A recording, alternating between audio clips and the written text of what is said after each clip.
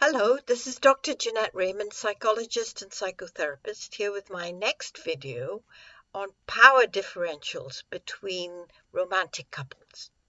And the theme today is the power of silence, the power of the person silencing another, and the power of the person who's been silent. They both have enormous power and use it very effectively with each other. So let's talk about our couple, Nicola and Tyler.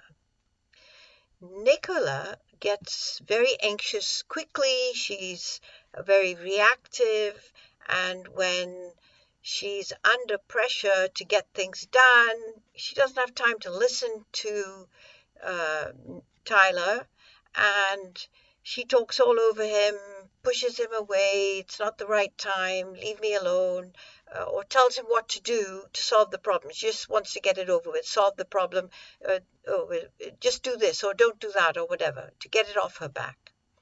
So she, in effect, silences him, and in the following ways. She says, I don't care about your feelings, I'm full up already, I don't have time to process anything for you or to listen or to take you in. You need to be eliminated because you are overwhelming me. You need to be evacuated and you should not exist because right now you're making me anxious and unstable. So Tyler is in effect silenced. How is he silenced? He's made to feel like he shouldn't be there. He does not exist for his partner. He doesn't have anyone to connect with so that his mind is floating in space. It doesn't have anything to hold on to. There's no anchor. He can't process his feelings, so he's got to stuff them. So in effect, he becomes dehumanized and he's a non-person. That's the power of the silencer to do to their partner. And it works because he backs off, he shuts down, he leaves the place.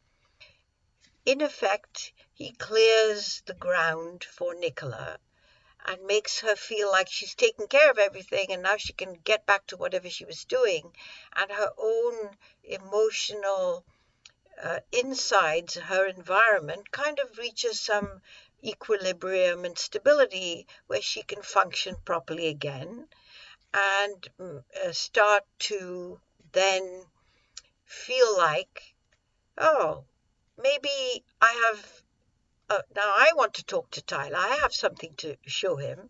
I just thought of somewhere we could go for the weekend and try out this new restaurant. It sounds good. I read it on Yelp and all these other places. So she goes to find Tyler, and he's doing some gardening quietly, weeding, hoeing, pruning, whatever it is. And he's into the nature and looks fine. So she goes to talk to him, and he doesn't respond. So now here's the power of the silenced. Tyler is the one who's been silenced. So he's been given the message, you don't exist for me. So when she comes looking for him, he literally doesn't exist. He ignores her. He feels completely cut off. He knows there's sound coming, there's words coming, but he's already built the shell where he doesn't exist for her, so he's going to stay in it to protect himself. So his power, the power of the silenced, is to ignore, to become unreachable, impenetrable, unavailable, and okay in that, not needing the other person. That's the power of the silenced, the one who's been silenced. Their real power is in telling their partner, I don't need you. I'm fine by myself. That is immensely destabilizing for Nicola because she did need him in that moment. She needed to share her excitement, to bring them together, to talk about the weekend, to make plans, to feel like they were a couple again. And she is being put in the doghouse as if she doesn't exist. So now she's become unanchored, rootless, upset, and angry. So what does she do with that? She starts pursuing him, making him feel uncomfortable, getting in his personal space, saying bad things about him because she wants him to be available and he can't be. He's already been silenced. It's going to take him a long time before he comes out of that place and feels it's worth taking a risk to be present again.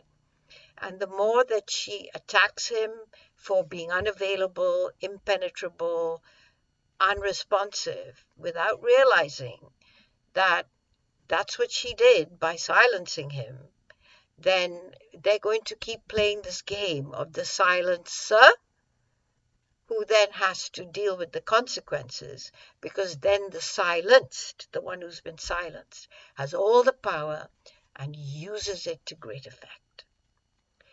I'm sure you will know of instances in your own life when you feel the power of the silenced, who can often become a martyr and completely live in their own world to prove that they don't need you. That's the worst thing they can do to a partner.